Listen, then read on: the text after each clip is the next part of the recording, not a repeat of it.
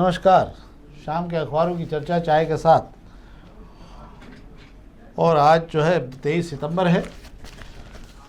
खबरों के मामले में बहुत आगे हैं, खबरें भरपूर हैं हमारे पास है। पर एक जो कल एक शहर बड़ा रात को 8 बजे के लगभग बड़ा हादसा हुआ था कि एक रानीपुरा पे एक बिल्डिंग जो है पूरी 4 मंजिला बिल्डिंग धराशायी हो गई थी और धराशायी होने के साथ ही उसमें बहुत सारे लोग बचे थे। फिर भी 2 लोगों का मृत्यु हुई है, बाकी लोगों ने बचा लिया। जज्बे को भी सलाम है वहाँ पे, जिस प्रकार से लोगों ने एक दूसरे का हाथ पकड़ा, क्योंकि गाड़ी अंदर जा नहीं सकती थी। और उसके बाद वहाँ जिन लोगों ने भी एक दूसरे का हाथ पकड़ के लोगों को बचाने की कोशिश की, वाकई बताता है कि इस शहर में जब भी कोई आपदा आती है तो आपदा में हाथ पकड़ने वाले जो हैं वो कितनी तेज़ी से एक दूसरे का हाथ पकड़ते हैं। कोई ये नहीं देखता कि कौन क्या है, पर वो ये देखते हैं कि हमें कैसे लोगों को बचाना है। इस पर हम बात करेंगे क्योंकि ये खबर भी बड़ी है वैसे, क्योंकि चूहों ने शायद उस बिल्डिंग को लेकर चूहों ने खोखली कर दी थी पूरी इमारत को। तो उस पर हम बात करते हैं, पर पहले हम खबरों की बात करते हैं। इस पर हम विस्तार से भी चर्चा करेंगे कि कितने तलघर शहर में बन चुके हैं। तो शेखर जी शुरू करें। तो हम आज अग्निबाण से शुरू कर रहे हैं। आज से नवरात्र शुरू हो गए, तो नवरात्र के कारण अखबारों में प्रभाव दिखने लगा है अब। एक तो ये खबर जो है कि चूहों ने खोखली कर दी थी।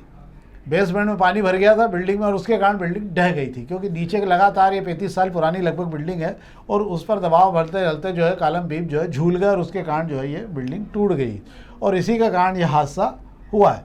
और खजराना दावत में कुछ लोग चले गए थे तो 9 लोग बच गए, नहीं तो हादसे में कुछ लोगों की जानें और जा सकती थी।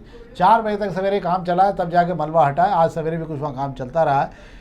क्या है शेखर जी पूरा मामला? जी बिल्कुल, आप सही कह रहे हैं। कल रात में 9:15 बजे के आसपास जो है ये जो इमारत झंडा चौक के पास में जो गिरी हैगी, और ये इमारत की परमिशन G+1 की ली गई थी। मैं आपको बता देता हूँ, पर 3 मंजिला तान दी गई थी। इसके अंदर ऊपर कुछ शेड लगा दिए गए थे और बिल्डिंग बहुत ज़्यादा पुरानी नहीं कही जा रही हैगी। और इस बिल्डिंग की जो एक्चुअल विवाद की जड़ है कि इसकी ये बिल्डिंग गिरी क्यों, जो तकनीकी बात जो सामने निकल कर आ रही है, इसके तलघर में बरसों से पानी भरा हुआ था और यहाँ रहने वाले भाइयों में एक दूसरे में मनमुटाव चल रहा था। मनमुटाव के चलते उस पानी को खाली नहीं कराया जा रहा था और इसके अंदर कुछ लोग जो है खजराना दावत खाने चले गए थे, तो अच्छा वो उनकी ज़िंदगी बच गई है, उनको चोट नहीं आई है। पर जो लोग यहाँ रह गए थे उनके वो बिल्डिंग गिरने से उसके अंदर फंस गए। पर मैं बता देता हूँ, प्रशासन की तत्परता बिल्कुल मानना पड़ेगी कि इस शहर में जो नए अफसर आए हैं उनमें आपसी क्या तालमेल है। आपको देखने का अगर नज़ारा जो है कल रात को देखने को दिखाई दिया, कलेक्टर, कमिश्नर जो है, अपर आयुक्त रोहित सिसोदिया, ये सारे लोग वक्त पर पहुंच गए थे। मैं अगर रोहित सिसोदिया की अगर मैं बात करूं, नक्शा विभाग के शहर के प्रभारी हैं, खबर लगने पर सबसे पहले वे अमला लेकर पहुंच गए थे और वे रात को 9:30 बजे से लेकर 4:30 बजे तक डटे रहे। और जो SDRF की टीम ने वहां पर रेस्क्यू किया, उस रेस्क्यू टीम का भी वे हिस्सा बन गए थे और तमाम मदद वे करते रहे और लोगों को सुरक्षित निकालने में उनका भी अहम रोल रहा है। कलेक्टर और कमिश्नर, साथ में बता दूं पुलिस कमिश्नर की जो मैं बात कर लेता हूँ, पुलिस कमिश्नर भी वहीं रहे। और ये जो नए अफसरों की जो जोड़ी है शहर की, इन्होंने ऐसा तालमेल बढ़ाया जो विभागों में कहा जाता है कि तालमेल नहीं, कल बेहतर तालमेल देखने को मिला। इसलिए समय रहते समय पर संसाधन मिल गए, सारे लोग मौके पर मौजूद हो गए, जिसकी वजह से काफी जानें बच गई हैगी।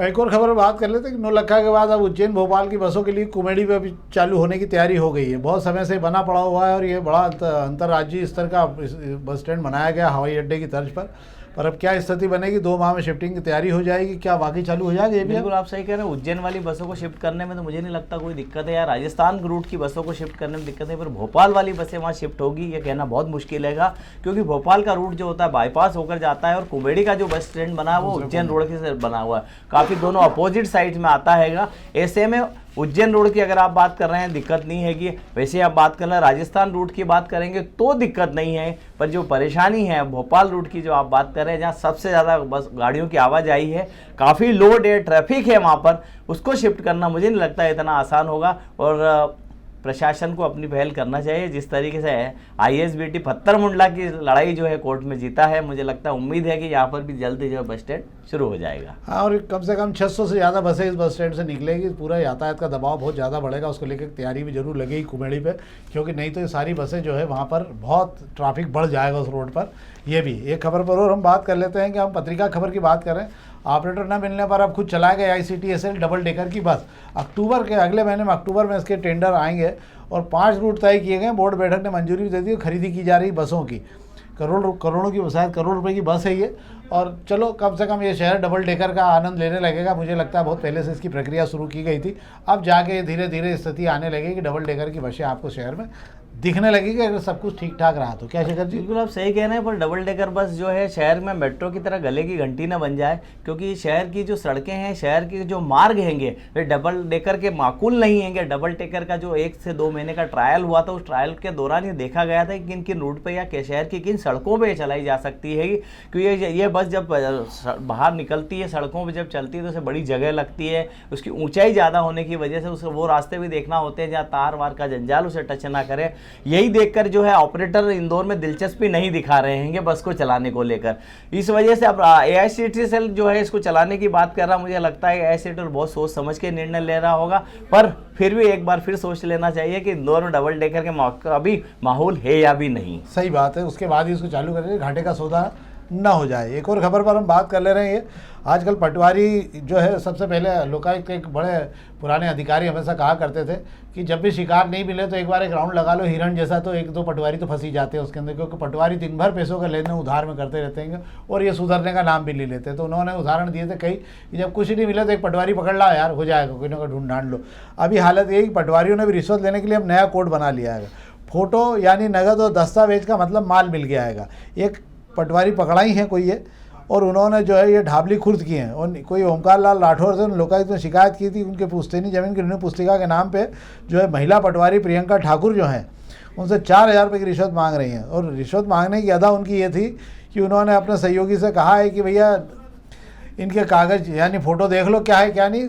फ़ोटो का मतलब ये नगद देख लेना, और फोटो के बाद में उन्होंने कोस्ता दस्तावेजों को देख लो और इनको रवाना कर दो। मतलब ये हो गया कि दोनों चीज़ें आ गई, मतलब पैसे आ गए। क्या शेखर जी? जी बिल्कुल, लोकायुक्त और पटवारियों के बीच में जो इस तरीके से तालमेल चलता है, छेड़छाड़ चल रही है, मतलब एक दूसरे को है ना पकड़ने का जो खेल चलता है वो ऐसा चलता है कि तुम डाल डाल हम पात पात चुहा बिल्ली वाली सारी चीज़ें चलती है कि पटवारी जो है नए नए तरीके अपना कर पैसा लेते। पैसा तो लेना हैगा, उसमें कोई दो बात नहीं है कि पैसा नहीं लेना है, पैसा तो लेना है, तरीका बदलते जाना है ताकि लोकायुक्त से ट्रैप ना हो पाए। तो ये नई नई तरकीबें लगाई जाती है और ये चलता रहता है, कोई नई बात नहीं है। कोई जो होता है जिसका समय खराब हो या मैं कहता हूँ उसका नसीब खराब हो वो फंस जाता है, बाकी तो रोज़ लिए जा रहे हैं पैसे और रोज़ सब कुछ चल रहा हैगा।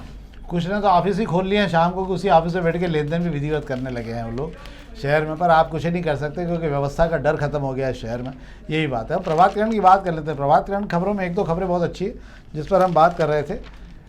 एक तो आपको याद होगा शायद मलारगंज के क्षेत्र में तमाम लोग जो हैं वो मेट्रो स्टेशन को लेकर जगह जा रही है उसको लेकर बड़ा हंगामा मचा हुआ था, और अंततः अब उसमें जो है मामले में ये आ गया है कि मेट्रो का जो मुआवजा तय हो गया है। मलारगंज तहसील ने पीलिया खाल के जो 16 मकान है उनका मुआवजा गाइडलाइन पर तय कर दिया। अब आप समझ रहे होंगे कि ये 16 मकान जो है बाजार मूल्य में उससे 4 गुना ज़्यादा है। ऐसे में क्या होगा और क्या नहीं होगा, क्योंकि उनके लिए 1,29,25,668 रुपये का बजट आ गया है। और मुझे ऐसा लगता है कि ये मकान जो है सर्वे नंबर 103 के हैं, और अगर ये मकान बड़े हैं और पुराने मकान हैं तो आप समझ सकते हैं कि राजवाड़ा या उसकी उस अगले इलाके में क्या भाव है। 10,000 रुपये स्क्वायर फीट से कम का भाव कहीं नहीं है मेन रोड पे, और ये सब ज़मीनें जाने वाली है। अब देखा जाएगा कि क्या होता है और क्या नहीं होता, पर मेट्रो वालों ने मुआवजा भेज दिया, अब अपनी तैयारी वो शुरू कर देंगे। क्या शेखर जी? जी बिल्कुल आप सही कह रहे हैं कि 16 मकानों के लिए 1.25 करोड़ रुपए से ज़्यादा का मुआवजा तय किया गया है। अगर इसको आप देखने जाएंगे, हिसाब लगाने जाएंगे तो एक मकान पे कितना आ रहा है मुझे लगता है बोलने की ज़रूरत नहीं, आप सारे समझ गए होंगे। और शहर के मध्य क्षेत्र में अगर इस तरह की कीमत की अगर बात की जाएगी तो मुझे नहीं लगता है कोई राज़ी होगा। मेरे को लगता है कोर्ट तक लड़ाई लड़ी जाएगी, उसके बाद में कोर्ट ही तय करेगी कि मुआवजा बराबर है या नहीं, क्योंकि जो लोग बरसों से शहर के अंदर रह रहे हैं उन्हें शहर से बाहर निकालना मेट्रो स्टेशन के नाम पर और इतने कम पैसे देकर, तो मुझे लगता है प्रधानमंत्री आवास भी नहीं मिलेगा उनको। बिल्कुल सही, ये भी दिक्कत है इन लोगों के साथ में। पर ये मुझे लगता है ये मजाक एक प्रकार से कि आप किसी का मकान अगर ले रहे हैं बाजार दर के, तो आप जब खुद भी उस पर उस कीमत पे उसको देने को तैयार नहीं होंगे। उनके बड़े मकान जा रहे हैं, इसके मामले में शायद शेखर गिरी वगैरह तमाम लोग जो मलारगंज रहते हैं उन्होंने विरोध भी किया था और इसको लेकर बैठक भी की थी। अब वो समय बताएगा क्या होगा और क्या नहीं होगा। एक खबर प्रभात किरणों में जिसमें हम बात कर लेते हैं, इंदौर आने जाने वाले वाहनों पर जो रास्ते हैं उस पर अब तीसरी आंख लगा दी गई। नो एंट्री पर काबू करने के लिए इससे मदद मिलेगी। मतलब इसके बाद क्या पुलिस की जरूरत नहीं पड़ेगी वहाँ से? हाँ, मैं आपको बता देना चाहता हूँ, अभी कैमरे लगे नहीं हैं। शहर के जो 19 नए चौराहे या नई सड़कें बात करेंगे, चौराहा कम, मैं उन रोडों की बात करूँगा जो शहर में दाखिल होने के नए रास्ते हैं, और ये बड़े बड़े रास्ते हैं। पहले शहर छोटा हुआ करता था तो शहर के आसपास में ही लग गया था। बापट चौराहे पे आपने कैमरे लगा दिए थे तो काम हो गया था। अब शहर जो बापट चौराहा है तो ठीक है, आपको अरविंदो तक पहुँच गया है शहर, मतलब पालिया रोड तक शहर में से दाखिल होती है गाड़ियाँ। ऐसे शहर जो बढ़ चुका है, उन नई जगहों पर, नए सड़कों पर, नए चौराहों पर कैमरे लगाने की कवायद की जा रही है। ये मसला क्यों उठा है आपको मैं ये भी बता देता हूँ। मसला कागजों में था कि शहर में एंट्री होने वाले और बाहर निकलने वाले गाड़ियों का डाटा कलेक्ट रहे। इसके लिए हमारे पास में ये जो है ITMS से जो तीसरी आंख कैमरे लगाए जाना चाहिए।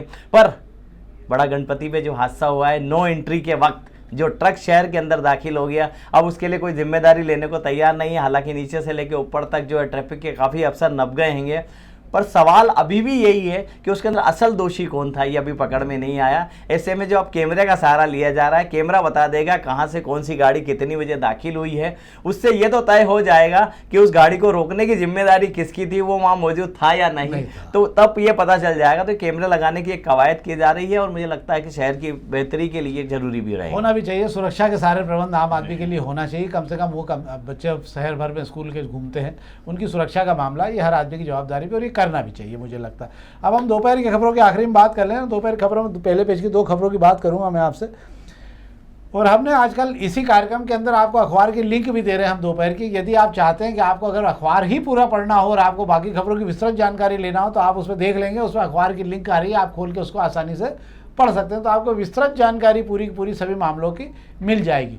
तो हम उसको देख लेते हैं। आज हम जिस खबर में बात कर रहा हूँ ये बहुत बड़ी खबर है। CAG ने एक नई रिपोर्ट जारी की है। CAG की रिपोर्ट को लेकर हल्ला मचा हुआ है। 10 सालों में राज्यों का कर्ज 3 गुना बढ़ गया। ये अपने आप में बड़ा रिकॉर्ड हो गया और 60 लाख करोड़ के लगभग पहुंच गया कर्ज राज्यों पे। राज्यों की हालत इतनी खराब होती जा रही है कि बिना कर्ज लिए राज्य चलने को तैयार नहीं हो पाएंगे।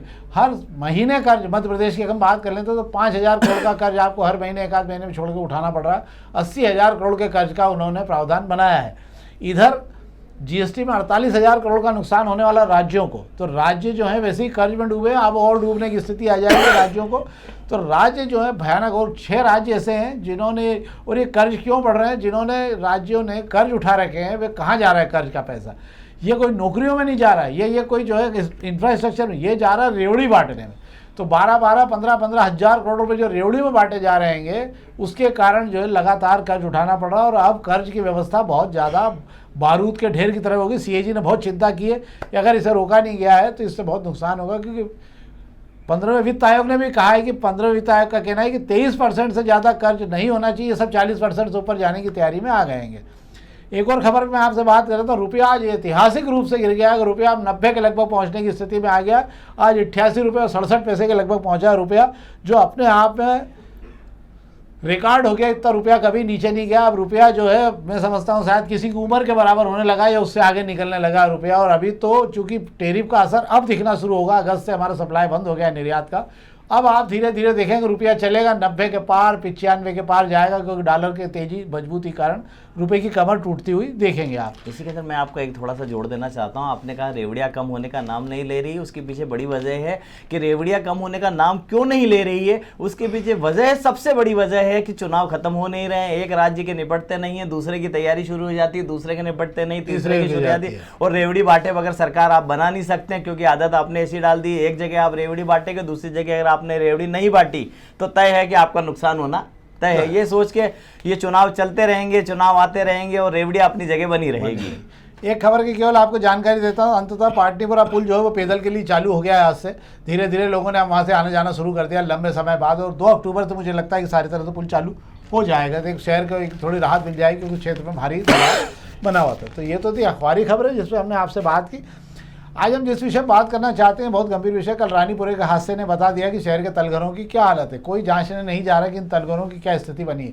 15 और 20 साल से ज़्यादा हो चुके हैं, कई जगह तलघर बने हुए हैं और कोई देखता नहीं। एक नगर निगम की एक सीनियर अधिकारी का कहना था जो यहाँ से जा चुके हैं कि 5,000 से ज़्यादा तलघर इस शहर में लोगों ने बिना अनुमति के खोद के बना रखे हैं। आप किसी को मना नहीं कर सकते हो, सब इतने ताकतवर लोग हैं कि आपने तलघर में हाथ डाला तो वहाँ पर इतनी ताकत और तिकायतें लग जाती है कि आपको जो है मुख्यमंत्री तक के हस्तक्षेप शुरू हो जाते हैं। ऐसे में तलघरों का निर्माण रोकना यहाँ बहुत मुश्किल है और ये तमाम तलघर जो है किसी ना किसी दिन बड़े हादसे का शिकार तो होंगे ही, क्योंकि इनके नीचे की साइड की व्यवस्था ऊपर वाला ही जाने की किन स्थिति में तलघर बने हुए हैं। क्या शेखर जी? जी बिल्कुल आप सही कह रहे हैं। आप कह रहे हैं मुझसे किसी ना किसी दिन हादसे का शिकार होगा। कल रात को ही हम हादसा दे चुके हैं अवैध तलघर की वजह से। तो ऐसे तलघर जो आप बात कर रहे हैं 5,000, बिल्कुल सही कह रहे हैं आप। तमाम तलघरों में कब्जे हो चुके हैं, दुकानें बन चुकी हैं, गोडाउन बन चुके हैं। पिछले दिनों मुहिम भी चलाई थी, तलघर खाली कराओ अभियान, नोटिस भी दिए गए थे। थोड़े दिन मुहिम चली, उसके बाद में लेन देन करके सारे तलघर खोल दिए गए। कितनों में पार्किंग हो रही है, कितनों में गाड़ियाँ गई, इसका किसी ने विचार नहीं किया। कहा जा रहा था कि चौराहों पर जो आसपास की इमारतें सबसे पहले वहाँ के तलघर खाली कराए जाएंगे ताकि वहाँ जो गाड़ियाँ खड़ी रहती उसके अंदर जाएगी। कुछ नहीं हुआ, अफसर बदल गए, सारी बातें पुरानी हो गई और ये चलता रहेगा। तलघर बनते रहेंगे क्योंकि तलघर जिनकी शय पे बनते हैं वे अफसर इसी शहर में रहते हैं और जब तक वे रहते हैं तलघर बन जाता है, उसके बाद में वे इधर से उधर हो जाते हैं और जिम्मेदारी खत्म हो जाती है। हाँ, तो इसीलिए कहा जाता है छोड़ो कल की बातें, कल की बात पुरानी, नए दौर में लिखेंगे मिलकर नई कहानी। मतलब नया दौर आएगा तो फिर नए तलघर की बात की जाएगी, पुराने और वो नया दौर आता नहीं है। इसीलिए तलघरों के चिक्कर में कुछ नहीं। पर यह बात बड़ी दुखद है, पूरा जेल रोड का तलघर पार्किंग के नाम पे बना हुआ है और पूरा जेल रोड जो है पार्किंग के लिए बेचा जा चुका है और वहाँ सारी गाड़ियाँ सड़कों पे आ गई। कहीं आप कुछ नहीं कर सकते, सारा लोड जो है सड़कों पे आता है और हम और आप जो गाड़ियाँ निकालते हैं वो इसके परिणाम भोगते हैं। तो ये तो थी हमारी आज विशेष चर्चा जिस पर हमने आपसे बात की। हम आपसे आग्रह करेंगे इस कार्यक्रम को अपने अधिक से अधिक मित्रों तक पहुँचाएँ और अधिक से अधिक हमें सहयोग दें। बहुत बहुत धन्यवाद।